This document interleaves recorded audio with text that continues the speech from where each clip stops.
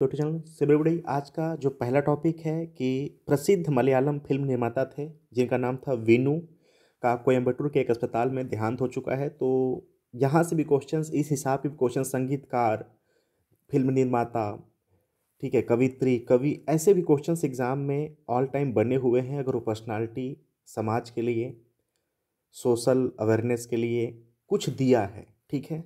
सो प्रसिद्ध मलयालम फिल्म निर्माता वीनू का कोयम्बटूर के अस्पताल में 9 जनवरी 2024 को निधन हो गया है। लोकप्रिय फिल्म निर्माता ये 73 वर्ष के थे। वे पेट से संबंधित बीमारी से पीड़ित थे। 11 जनवरी 2024 को वीनू का अंतिम जो संस्कार वह किया गया। सो यहाँ पे डेट वेट का कोई मामला नहीं है। डेट का मतलब ये है कि इनका देहांत कब हुआ है। नाम इनका इम्पोर्टेंट है, पूछ लेगा कि जो वीनू हैं किस फिल्म इंडस्ट्री से जुड़े हुए हैं, तो मलयालम फिल्म इंडस्ट्री से जुड़े हुए हैं। नेक्स्ट टॉपिक है, राजस्थान में अंतर्राष्ट्रीय ऊंट महोत्सव शुरू हुआ है, काफ़ी इंपॉर्टेंट है। सो पर्यटन विभाग ने 3 दिवसीय अंतर्राष्ट्रीय ऊंट महोत्सव का आयोजन किया है, जिसकी शुरुआत राजस्थान के बीकानेर जिले में हेरिटेज वॉक के साथ हुआ है। इस जिले का नाम याद रखना, बीकानेर, ठीक है, बीकानेर। यहाँ से क्वेश्चंस आपसे बनाए जा सकते हैं। ऊंट महोत्सव कार्यक्रम। सो महोत्सव के पहले दिन देसी विदेशी पर्यटक पारंपरिक लोक संगीत के उत्सव का आनंद लेते दिखे। उत्सव की शुरुआत रामपुरिया हवेली में खूबसूरती से सजाए गए ऊँटों, रंग बिरंगे पारंपरिक परिधानों से सजी महिलाओं और हेरिटेज वॉक में भाग लेने वाले लोक कलाकारों के साथ लेती हैं। स्थानीय कलाकारों ने स्थानीय संस्कृति का प्रदर्शन करते हुए लोकगीतों, रस्मों, नृत्यों से भीड़ का मनोरंजन किया। हेरिटेज वॉक के दौरान शहरवासियों ने रास्ते के जगह जगह फूल पसराकर, रंगोली बनाकर अतिथियों का गर्मजोशी से स्वागत किया। सो इससे पता चलता है कि ये राजस्थान के कल्चर में कितना इम्पोर्टेंट यह कल्चर है। सो हेरिटेज वॉक देखने के लिए सुबह सुबह बड़ी संख्या में पर्यटक और स्थानीय लोग पहुंचे, जिसमें सिटी पार्क में उत्सव जैसा माहौल बन गया। जुलूस रामपुरिया हवेली में शुरू होकर शहर के मुख्य मार्गों से होते हुए राम विकाजी की टेकरी में संपन्न हुआ। पर्यटन विभाग ने विकाजी की टेकरी पर प्रतिभागियों के लिए रंगोली, मेहंदी, ड्राइंग प्रतियोगिताओं का आयोजन किया, जिसमें विजेताओं को उनके कौशल और प्रतिभा के सम्मान में स्मृति चिन्ह दिए गए। अब बात कर लेते हैं ऊंट महोत्सव के इतिहास के बारे में। सो बीकानेर क्षेत्र अपने ऊंटों के लिए प्रसिद्ध है, जो अपनी ताकत, सहनशक्ति, सुंदरता के लिए जाने जाते हैं। ऊंट हमेशा से बीकानेर की संस्कृति और इतिहास के अभिन्न अंग रहे हैं। बीकानेर सेना के पास गंगा रिसाला नामक एक कैमल कार्प थी, जिसने दोनों विश्व युद्धों के साथ साथ सोमालीलैंड, मिस्र और चीन के संघर्षों में महत्वपूर्ण भूमिका निभाई थी। गंगा रिसाला भारतीय सेना की ऊंट इकाई गंगा जैसलमेर रिसाला की पूर्ववर्ती थी, जिसने 1975 में भंग होने से पहले 1965 में भारत पाकिस्तान युद्ध में कार्रवाई देखी थी। ठीक है, तो ये भी आपको थोड़ा सा पता होना चाहिए, हिस्टोरिकल ये मूवमेंट कंटेंट है। सो आज सीमा सुरक्षा बल का बीकानेर कैमल कार्प अभी भी राजस्थान की पाकिस्तान के साथ लगने वाली लंबी अंतर्राष्ट्रीय सीमा पर गश्त के लिए ऊँटों का उपयोग करता है। गणतंत्र दिवस परेड में ऊँट भी आकर्षण का केंद्र बने रहते हैं। तो देखिए, इसलिए मैंने पूरे के पूरे वृत्तांत पे बात किया, ताकि आपको ये वाला जो मोमेंट है ना, सीमा वाला, सीमा सिक्योरिटी, और ये जो हिस्टोरिकल है कि पहले इस रेजिमेंट को कैसे जाना जाता था, कब इसमें इनोवेशंस हुआ, सो ये भी आपको पता हो सके, इसलिए मैंने पूरी कहानी को पढ़ा। ठीक है, कुछ राजस्थान में पर्यटन विभाग द्वारा आयोजित महोत्सव हैं, उसको भी जान लेते हैं। सो रेगिस्तान महोत्सव जैसलमेर में आयोजित होता है। ऊंट महोत्सव बीकानेर में आयोजित होता है। नागौर मेला नागौर जिला में आयोजित किया जाता है। पुष्कर मेला पुष्कर में। हाथी उत्सव जयपुर में। मेवाड़ महोत्सव उदयपुर में। शीतकालीन महोत्सव माउंट आबू। पतंग उत्सव जयपुर। साहित्य महोत्सव जयपुर। वाड़ेश्वर मेला डूंगरपुर। क्लियर। सो बीकानेर कैमल पार्क है को क्या कहा जाता है? सो गंगा रिसाला। इसको प्लीज़ आप याद रखना, यहाँ से भी क्वेश्चंस आपसे बनाए जा सकते हैं कि बीकानेर कैमल कार्प को क्या कहा जाता है, तो गंगा रिसाला। मरुस्थल उत्सव कहाँ आयोजित होता है? सो जैसलमेर में। काफ़ी इंपॉर्टेंट है, इसको भी आप याद रखना। नेक्स्ट है टॉपिक, प्रधानमंत्री मोदी ने vibrant Gujarat global trade show का उद्घाटन किया है। काफ़ी चर्चा में बना हुआ है, सो इम्पॉर्टेंट है।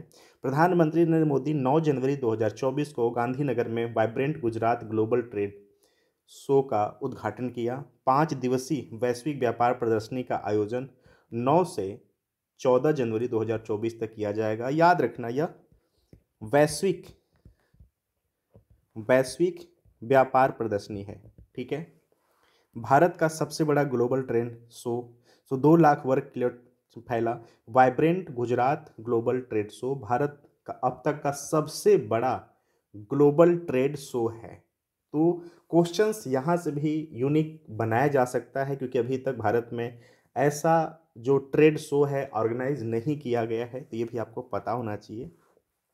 5 दिवसीय वैश्विक व्यापार प्रदर्शनी में कुल 100 देश अतिथि देशों के रूप में भाग ले रहे हैं, जिसमें 33 देश भागीदार के रूप में शामिल हो रहे हैं। ऑस्ट्रेलिया, दक्षिण कोरिया, सिंगापुर सहित 20 देशों का प्रतिनिधित्व करने वाला अनुसंधान क्षेत्र 1000 से अधिक प्रदर्शन व्यापार में शो भाग ले रहे हैं।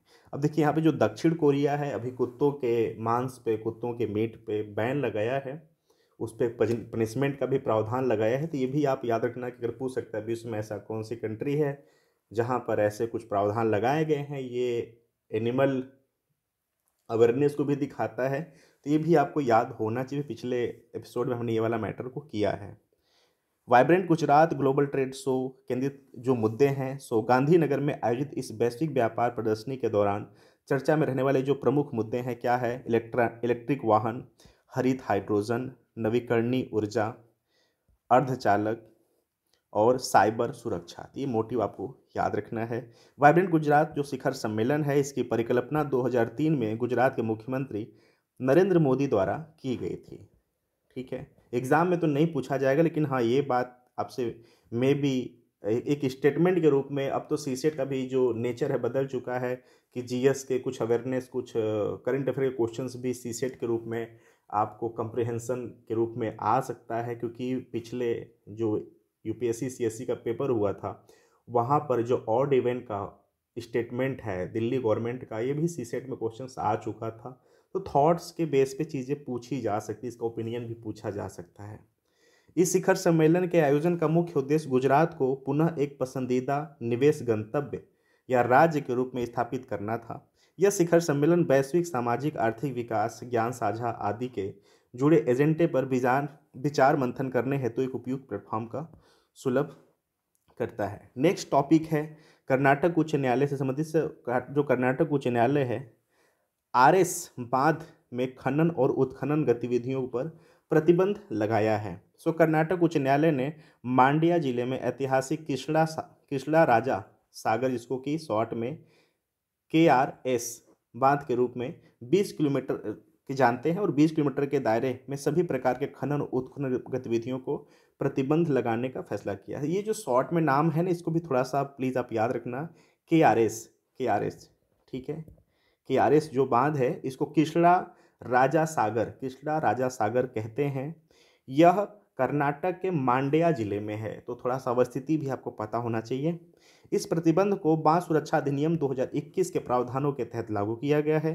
बात कर लेते हैं किसला राजा सागर, जो कि KRS बांध है।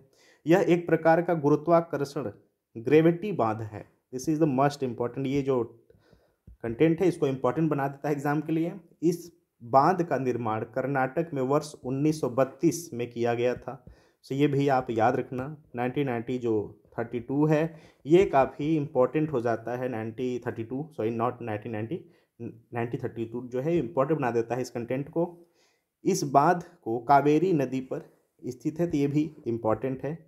तो अब हमें यहाँ से क्या मिला? कंट्री जो कृष्णा राजा सागर है, KRS जो है बांध, पहला तो है कि इसका हमें पूरा पता हो गया कि इसका स्थापना कब हुआ था। 1932 में हुआ था। यह एक प्रकार का गुरुत्वाकर्षण ग्रेविटी वाला बांध है, ठीक है। और यह राज्य कर्नाटक में है, 1932 में हुआ था, कावेरी नदी पर स्थित है, ठीक है। इस बांध की लंबाई जो है 8,597 फीट है और ऊंचाई जो है वह नदी तल स्तर से लगभग 130.80 फीट है। इस बांध का नाम मैसूर साम्राज्य के शासक कृष्णराज वाडेयार चतुर्थ के नाम पर रखा गया है। ये भी इम्पोर्टेंट है, यहाँ से भी कंटेंट आपसे डिस्कस किए जा सकते हैं। इस बांध के निर्माण की योजना एम विश्वेश्वरैया ने वर्ष 1932 में वाडेयर राजा के शासनकाल के दौरान बनाई थी, इसलिए इस बांध को एम विश्वेश्वरैया बांध भी कहते हैं। ठीक है।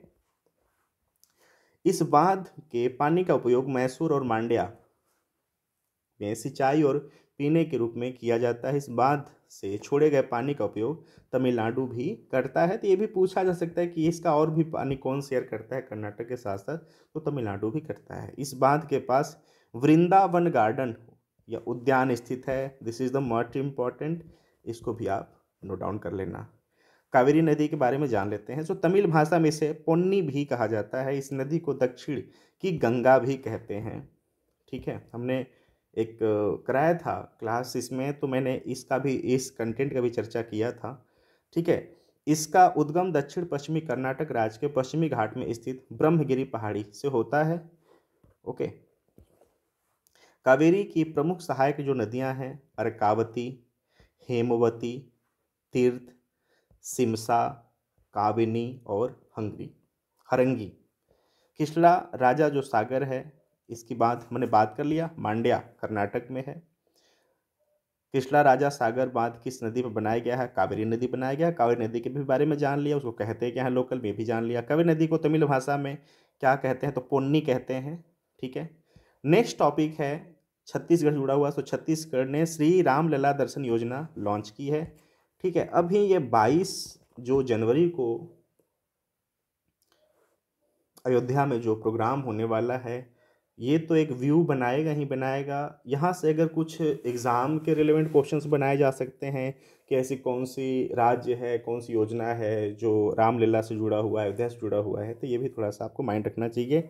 सो छत्तीसगढ़ कैबिनेट ने राज्य में श्री रामलला दर्शन अयोध्या धाम योजना शुरू करने का फैसला किया है। सो क्वेश्चन पहला तो स्पेसिफिक यहीं से बनाया जा सकता है कि ऐसा कौन सा राज्य है जो कि रामलला दर्शन का योजना लॉन्च किया है। सो यह निर्णय प्रधानमंत्री श्री नरेंद्र मोदी द्वारा छत्तीसगढ़ की जनता को दी गई एक गारंटी को पूरा करता है। सो रामलला है, प्राण प्रतिष्ठा समारोह 22 जनवरी को अयोध्या नगरी में होगा। छत्तीसगढ़ सरकार ने राज्य के लोगों के लिए योजना की घोषणा की है। इस योजना के तहत लोगों को अयोध्या जाकर श्री रामलला के दर्शन करने का मौका मिलेगा। यहाँ तो बहुत सिंपल सी बात है, रामलला नाम है तो सिंपल सी बात है, अयोध्या से जुड़ा हुआ है, तो भाई आप अगर स्टेट का नाम याद रख लेते हैं तो बता देंगे कि वहाँ पे जाना है, दर्शन करना है। कुछ यहाँ पे मिसलेनियस कंटेंट ऐड हुए हैं कि रामलला जो योजना है, इसमें रामलला के साथ और कौन सा तीर्थ स्थल है, पर्यटन स्थल जहाँ पे उसको ऐड किया गया है। बड़ी बात ये है, तो इसको भी आपको याद रखना है। क्लियर? तो वह है वाराणसी का काशी विश्वनाथ। उसके पहले देख लेते हैं कि इसके योजना में कौन कौन और बॉडी इन्वॉल्व है। सो छत्तीसगढ़ पर्यटन बोर्ड श्री रामलला दर्शन योजना लागू करेगा। पर्यटन विभाग इसके लिए बजट उपलब्ध कराएगा। क्वेश्चंस यहाँ से भी आ सकता है कि बजट इसको कौन दे रहा है, वित्तीय सपोर्ट कौन कर रहा है।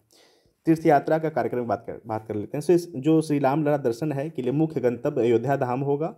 अतिरिक्त तीर्थयात्री वाराणसी में 1 दिन और 1 रात बिताएंगे। यात्रा में काशी विश्वनाथ मंदिर कॉरिडोर का दौरा करना और गंगा आरती देखना भी शामिल है। देखिए, कहीं ना कहीं ऐसी जो हैं चीज़ें, योजनाएं हैं, हमें लगता है कि भारत में हर एक सरकार को, हर एक राज्य को ऐसे इनोवेशंस, कुछ योजनाएं लाते रहना चाहिए। ये सिर्फ एक दर्शन से जुड़ा हुआ है, सिर्फ एक भक्ति सेगमेंट से नहीं जुड़ा हुआ है। कितना इकोनॉमी बूस्ट होगा भाई, वहाँ से लोग आएंगे, यहाँ पर मार्केटिंग करेंगे, यहाँ पे लोग घूमेंगे टहलेंगे, तो कितना बूस्ट मिलेगा। ठीक है।